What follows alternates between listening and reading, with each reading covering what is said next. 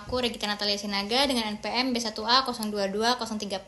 Saat ini aku mau berbagi informasi ini dengan kalian semua mengenai delik adat yang ada di salah satu provinsi di Indonesia. Nah, Indonesia ini kan terkenal dengan berbagai macam suku, ras, agama, dan budaya. Oleh karena itu, Indonesia dikenal dengan negara yang mempunyai keanekaragaman. Namun dengan keanekaragaman ini menjadikan Indonesia menjadi negara yang lebih rukun dan harmonis. Oleh karena itu, aku saat ini akan berbagi informasi mengenai delik adat yang ada pada salah satu provinsi di Indonesia. Provinsi yang aku bawa atau yang ingin aku kasih informasi kepada kalian itu Provinsi Bengkulu. Kalian tahu nggak sih Provinsi Bengkulu itu? Bengkulu merupakan sebuah kota sekaligus ibu kota provinsi di Provinsi Bengkulu, Indonesia. Kota ini merupakan kota terbesar kedua di pantai barat Pulau Sumatera setelah Kota Padang. Nah, sebelumnya kawasan ini adalah satu kesatuan dengan Kesultanan Palembang. Kemudian dikuasai Inggris dan kemudian diserahkan kepada Belanda.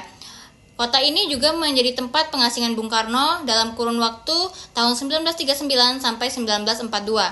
Pada masa pemerintahan Hindia Belanda dan menjadi kota kelahiran salah satu istri Bung Karno, yaitu Ibu Fatmawati. Kota Bengkulu terletak di kawasan pesisir yang berhadapan langsung dengan Samudra Hindia. Kota ini mempunyai luas wilayah 144,52 km persegi dengan ketinggian rata-rata sekitar kurang dari 500 meter. Sebagai daerah yang berada di pesisiran, Kota Bengkulu ini tidak memiliki wilayah yang berjarak lebih dari 30 km dari pesisir pantai.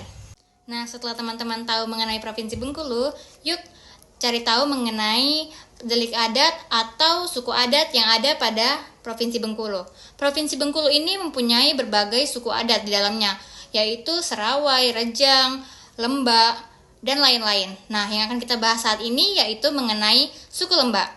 Jadi, saya akan membahas atau memberi informasi kepada teman-teman yaitu mengenai realita empiris delik adat yang masih hidup dalam masyarakat adat suku Lembak. Teman-teman tahu nggak sih sebelum kita bahas lebih lanjut mengenai delik adat? Delik adat itu merupakan pelanggaran hukum adat yang tindakannya atau perbuatannya melanggar aturan dan norma-norma yang hidup dalam masyarakat adat setempat. Nah, pelanggaran ini dianggap mengganggu keseimbangan dan ketenangan masyarakat adat tersebut. Dan sehingga perlu diselesaikan melalui proses-proses adat yang mana proses adat ini merupakan sebuah proses yang akan dilaksanakan oleh masyarakat adat setempat untuk menyelesaikan suatu delik adat tersebut. Setelah mengetahui tentang delik adat, saatnya kita masuk ke dalam perkenalan tentang suku adat Lembak. Suku adat Lembak ini merupakan masyarakat yang tersebar di wilayah Provinsi Bengkulu. Suku Lembak ini mendiami Kabupaten Rejang Lebong dan mendiami Kota Bengkulu. Suku Lembak yang mendiami Rejang Lebong ini disebut dengan suku Lembak Briti. Sedangkan suku Lembak yang ada mendiami Kota Bengkulu atau suku Lembak yang mendiami Bengkulu Tengah itu disebut dengan suku Lembak 8. Nah, suku Lembak ini dibagi menjadi 3, yaitu Lembak Tanjung Agung, Lembak Pedalaman, dan Lembak Bulang. Nah, pada suku adat Lembak ini masih hidup hingga saat ini yaitu nilai-nilai adat yang berkembang di dalamnya.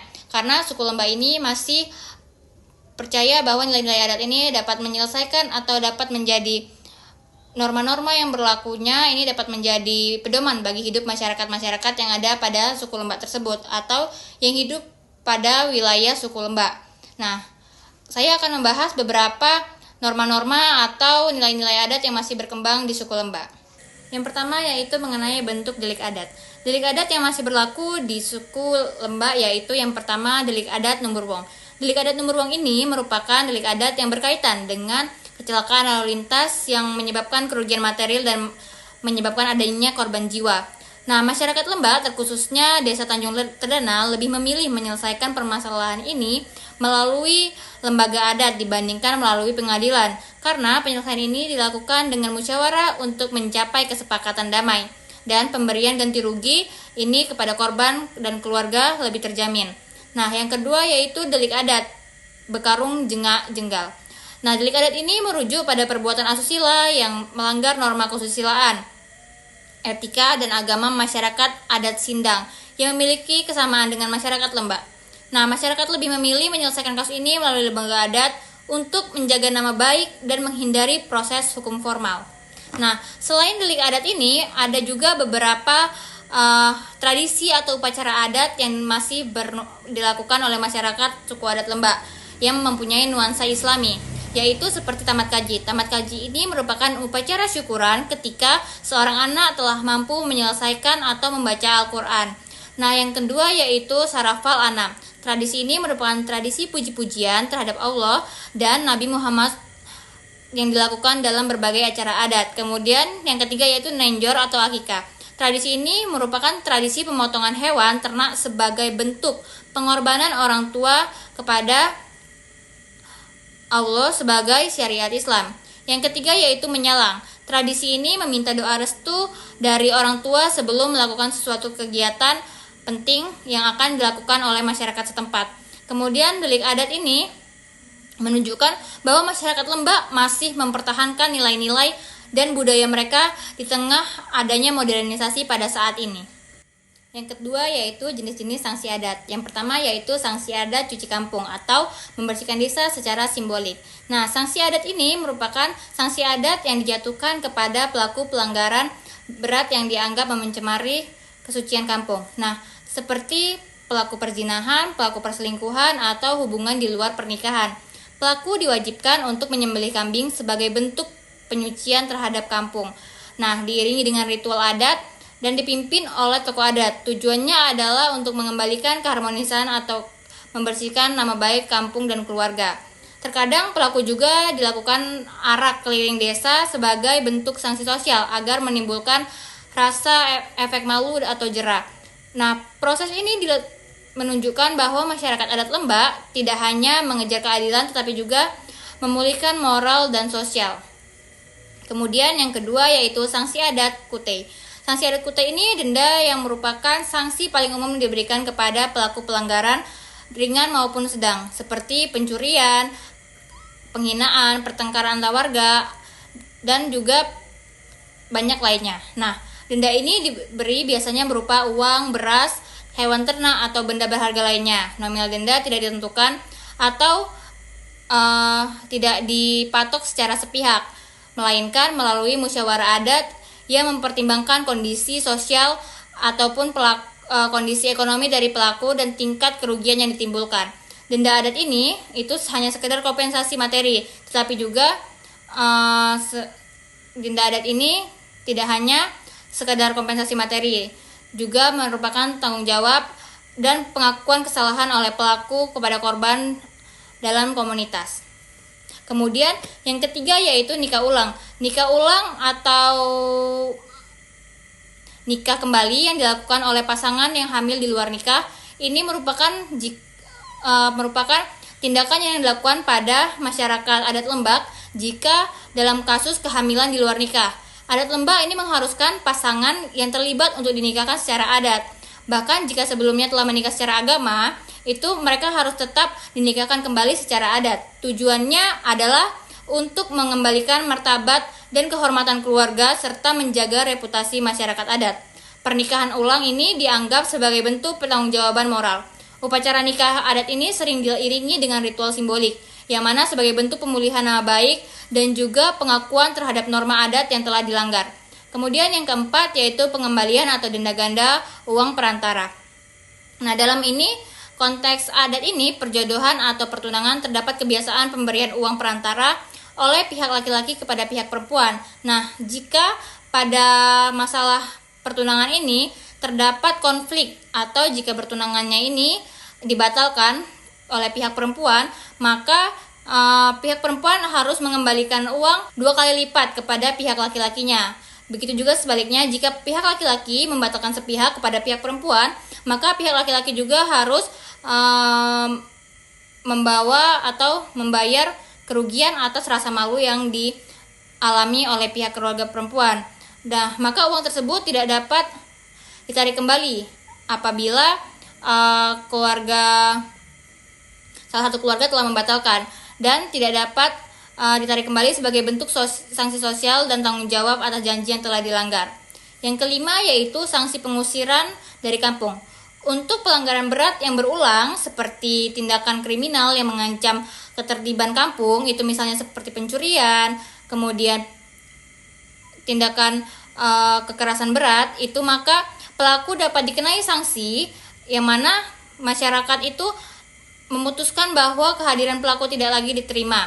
Jadi masyarakat ini melakukan pengusiran terhadap pelaku karena dia telah mengulangi kembali perbuatan yang telah dilanggarnya, yang mana perbuatan ini tidak hanya sekali dilanggar namun berkali-kali. Yang awalnya perbuatan ini masih bisa diberikan sanksi sosial ataupun sanksi lain yang lebih rendah, namun terjadi atau terulang lagi oleh pelaku, maka masyarakat adat atau kepala adat itu melakukan pengusiran. Nah, sistem sanksi adat ini dalam masyarakat Lembak merupakan bentuk kearifan lokal yang memberatkan pada keadilan restoratif dan pemulihan hubungan sosial. Hukum adat tidak semata-mata mengharuskan menghukum, tetapi bertujuan menjaga harmonisasi dan juga martabat komunitas. Hal ini menunjukkan bahwa hukum adat tetap memiliki posisi penting dalam sistem hukum yang ada di Indonesia. Yang ketiga yaitu mengenai proses penyelesaian delik adat yang dilakukan dalam masyarakat Lembak. Nah, salah satu contoh penyelesaian delik adat yang diselesaikan melalui mekanisme yaitu Numburwong. Numburwong ini adalah delik adat yang berkaitan dengan kecelakaan lalu lintas. Nah, selain diatur dalam Undang-Undang Republik Indonesia Nomor 22 Tahun 2009, ini juga diatur melalui delik adat suku Lembak. Nah, dalam suku Lembak ini, delik adat ini terjadi di masyarakat Tanjung Terdana contohnya. Nah, apabila ada masyarakat yang mengenai atau terkena delik adat Numburwong ini, maka akan diselesaikan melalui peradilan adat Lembak itu sendiri dibandingkan melalui peradilan pidana. Nah, korban atau pelaku itu dilaporkan kepada kepala adat suku Lembak. Nah, kemudian kepala adat suku Lembak itu melakukan jadwal sidang adat yang mana dilakukan atau dirembuk oleh tetua adat dan rekan-rekannya. Kemudian setelah dirembuk jadwal sidang adat ini, barulah ditentukan waktu dan tempat serta memberitahu pihak-pihak terkait untuk melaksanakan sidang adat pada permasalahan ini. Nah, sidang adat ini dilakukan atau dipimpin oleh ketua adat, yang mana dalam sidang digunakan untuk mendengarkan keterangan dari korban, pelaku, dan saksi dari delik adat Numburwong ini. Dan kemudian hasil putusan itu dibacakan setelah mendengarkan keterangan dari pihak-pihak terkait. Nah, setelah putusan dibacakan, maka diikuti dengan penutup sidang dan doa bersama. Masyarakat lebih memilih mekanisme ini karena dianggap lebih cepat, biaya ringan, dan memperkuat hubungan kekeluargaan, dan memberikan rasa keadilan yang lebih sesuai dengan nilai-nilai lokal yang ada atau yang tumbuh di masyarakat adat Lembak itu sendiri. Yang keempat yaitu efektivitas terhadap sanksi pidana adat. Yang pertama yaitu efektivitasnya kekuatan legitimasi lembaga adat. Nah, sanksi adat dijalankan oleh lembaga adat yang masih dihormati oleh masyarakat setempat seperti tue-tue kampung. Raja penghulu dan lembaga masyarakat adat, mereka memegang otoritas dalam menyelesaikan pencurian hingga penghinaan terhadap simbol adat. Legitimasi ini memberikan kekuatan moral yang membuat masyarakat adat setempat itu mematuhi keputusan adat tanpa ada paksaan dari aparat negara. Nah, lembaga adat Lembak ini memiliki kedudukan kuat karena dianggap sebagai penjaga moral atau norma dan nilai-nilai lokal. Sanksi yang dijatuhkan bersifat mengikat secara sosial dan moral. Nah, yang kedua yaitu sanksi yang bersifat restoratif justice. Berbeda dengan sistem hukum negara yang mencenderung menegakkan hukum secara formal, sanksi adat bersifat restoratif, yang mana mengembalikan harmonisasi sosial. Misalnya, pelaku perkelahian antar warga diwajibkan berdamai dan membayar denda atau melaksanakan upacara adat untuk meredam dendam antar keluarga. Penyelesaian perkara adat ini dilakukan melalui musyawarah, di mana sanksi yang diserahkan atau yang diarahkan untuk memulihkan hubungan sosial, bukan semata-mata untuk menghukum pihak-pihak terkait yang ada dalam permasalahan itu. Yang terakhir yaitu mengenai kendala. Nah, di samping adanya efektivitas dari hukum adat itu sendiri, tidak memungkinkan adanya kendala yang akan dihadapi oleh masyarakat adat setempat. Yang pertama yaitu ketidakselarasan antara hukum adat dan juga hukum nasional. Beberapa sanksi adat itu seperti hukuman fisik itu dianggap tidak sesuai atau dianggap bertentangan dengan hukum nasional, terutama yang berkaitan dengan HAM. Hal ini menyebabkan lembaga adat kesulitan dalam menerapkan sanksi tersebut secara efektif karena banyak terjadi pro dan kontra di masyarakat itu sendiri.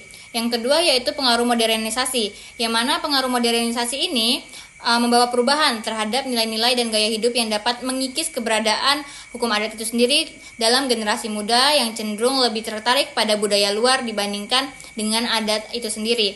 Nah, sehingga nilai-nilai yang praktik yang ada dan dapat dipraktikkan di dalam praktik hukum adat ini sudah mulai dilupakan pada generasi-generasi yang lebih modern atau generasi mendatang selanjutnya. Yang ketiga yaitu ketidakadilan dalam penerapan sanksi adat. Nah, ketidakadilan ini dalam beberapa kasus sanksi adat diterapkan secara sepihak tanpa melalui proses mediasi yang adil, yang dapat menyebabkan marginalisasi kelompok tertentu dalam masyarakat adat itu sendiri. Hal ini membuat ketidakpercayaan terhadap sistem hukum adat dan dapat memicu konflik internal. Nah, jadi biasanya pada suatu kasus yang terjadi di masyarakat adat Lembak, banyak atau tidak sedikit diselesaikan secara sepihak tanpa persetujuan pihak lainnya. Oleh karena itu, disinilah banyak menimbulkan konflik. Nah, kemudian dalam menghadapi tantangan tersebut diperlukan upaya kolaboratif antara masyarakat adat, pemerintah, dan lembaga pendidikan untuk mendokumentasikan dan mengedukasi dan mengintegrasi hukum adat ke dalam sistem hukum nasional secara adil dan berkelanjutan. Baik, kesimpulannya yaitu proses penyelesaian melalui mekanisme adat seperti sidang adat dilakukan untuk mempertahankan nilai-nilai keadilan dan mencegah perpecahan dalam masyarakat.